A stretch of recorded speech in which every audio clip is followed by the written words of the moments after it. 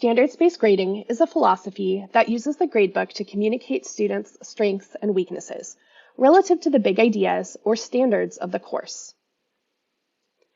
In this example, John Doe received his quiz, and the score goes directly into the gradebook. John and John's parents do not know if the 14 out of 16 indicates he understands most of the big ideas assessed in the quiz, or if he just made one small mistake. This is not an example of standards-based grading. This is an example of traditional grading, the type of grading most of us are familiar with. Assignments, tests and quizzes, and even other non-academic tasks are all reported in the grade. A score or percentage alone do not often tell the entire story.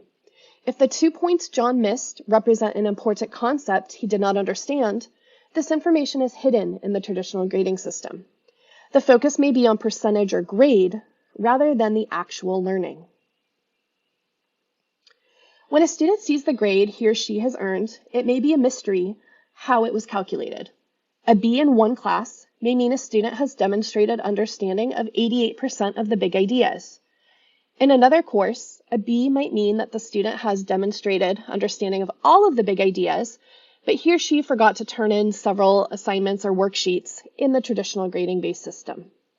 There may be considerable variability from class to class when it comes to letter grades. In standards-based grading, specific quizzes or assignments are replaced with standards or outcomes. Along the top of this visual, you will see the names of the big ideas or standards for the course, such as SEP 1.3, asking questions, or SEP 7.1, engaging in argument. Each standard is reported using a predetermined scale rubric. In this example, a 4 indicates a student understands the concept or the skill.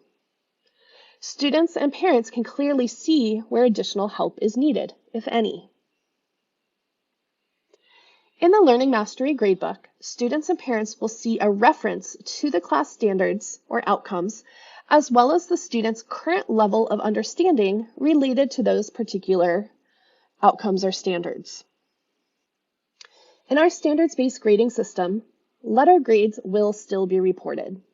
They will not be eliminated. Student mastery will be transferred over to letter grades into the assignment gradebook at the grade reporting periods, and it will be posted on official transcripts.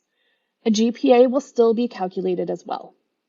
So how are letter grades calculated when using standards-based grading? In Canvas, in the assignment gradebook, you will see 2 assignment categories. The first one, assignments, is where all assignments will live and where students will find and submit their work in that particular category. However, all of these assignments are worth 0 points and are worth 0% of the letter grade. Students do not earn points simply for submitting assignments. There is a second category called mastery translated to letter grades, worth 100% of the grade. And this is where the mastery levels from the Learning Mastery Gradebook will be transferred over to be converted into an actual letter grade. In the Learning Mastery Gradebook, students will earn points for mastering the learning standards on a 4-point scale.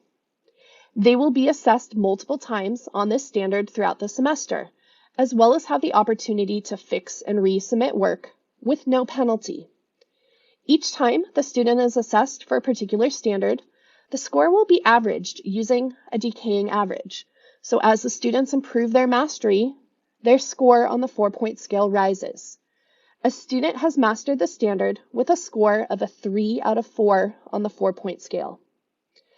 At the grading periods, standards that students have had the opportunity to show their mastery will be transferred over to the assignment gradebook by averaging all of the mastery scores from the 4-point scale.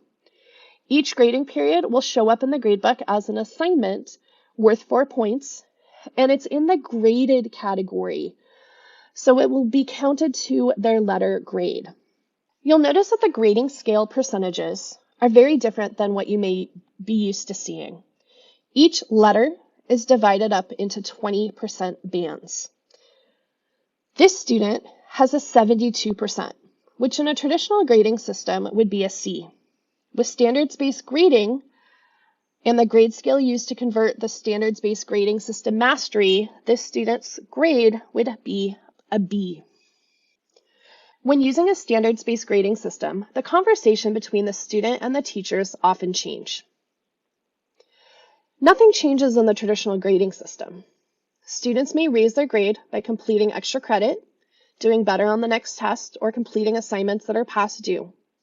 The conversation is not always on learning the big ideas and may instead be focused on doing something rather than actual learning. In a standards-based grading system, students' grades are based on their level of understanding related to the core standards. In order to raise student grades, they need to demonstrate a higher level of understanding of past and future standards. New levels of understanding replace old levels of understanding in the gradebook. In a standards-based system, students study and learn because they know their current levels of understanding. In the traditional grading system, students study and complete assignments because they're told to do so. A standards-based system has the potential to motivate students to learn at high levels. I do not anticipate seeing any long-term changes in GPAs. However, I do believe the quarter and semester grades in a standards-based system will be a better reflection of the students' learning. So why standards-based grading? First, I believe that this will improve communication between teachers and parents, as well as students, related to a student's understanding of the big ideas. This feedback can be used to help students move beyond what they already know, as well as ensure that parents, teachers, and students all know what they need to spend more time teaching or learning. This process is called assessment for learning, using students' assessment results to help determine what should be taught or retaught, giving students the opportunity to build upon their knowledge and growth.